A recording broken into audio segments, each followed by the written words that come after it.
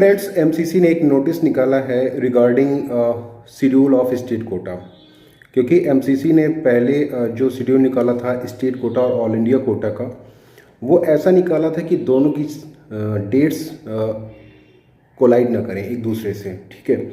लेकिन क्योंकि एमसीसी में डेट एक्सटेंड की गई है ऑल इंडिया कोटा राउंड 2 की, तो अब क्या है कि स्टेट कोटा कहीं कहीं राउंड 2 भी साथ ही साथ क्लैश हो रहा है, कहीं कहीं स्टेट कोटा राउंड 2 पहले हो जा रहा है। तो इस तरह की बहुत सारी प्रॉब्लम्स आने वाली हैं।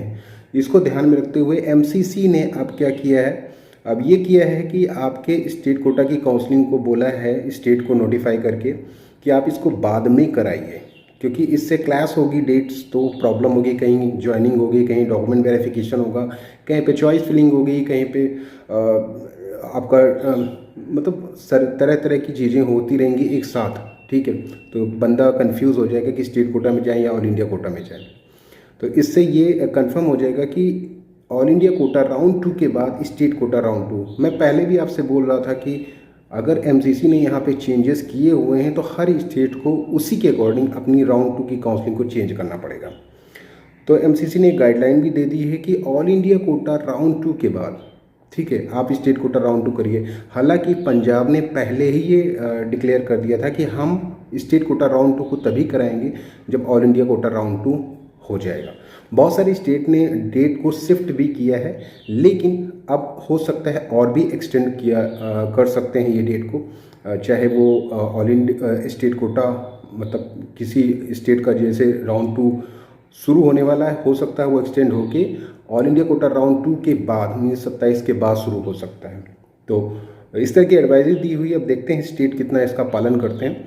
तो क्या है ये एडवाइस, ये डिक्लेयर करते हैं और इससे आप एक चीज़ से तो बच जाएंगे कि कन्फ्यूज़न नहीं रहेगा कि ऑल इंडिया कोटा राउंड 2 में अगर आप उम्मीद कर रहे हैं कि आपको ये सीट मिल जाएगी और फाइनल वहीं पे जाना है, तो आपको ये पता चल जाएगा कि वहाँ पे सीट नहीं मिली तो आप स्टेट कोटा को मूव कर सकते हैं। तो चलिए देख लेते हैं क्या है। जो हमारी एडवाइजरी है दोस्तों एमसीसी की वेबसाइट पे आई हुई है। हालांकि मेरे 1-to-1 टेलीग्राम में मैंने आपको पहले ही कहा है, क्योंकि एमसीसी और ऑल इंडिया कोटा की काउंसलिंग पैरेलल होगी, तो जिन इंस्टीट्यूट की काउंसलिंग जल्दी हो रही है उनकी एक्सटेंड हो सकती है, क्योंकि क्लासिंग होगी इससे। तो क्लास नहीं होना चाहिए शेड्यूल। तो यहाँ पे दिया हुआ the schedule for UG PG counselling has been extended as per the direction of honourable court in various matter pertain to counselling from time to time, ठीक।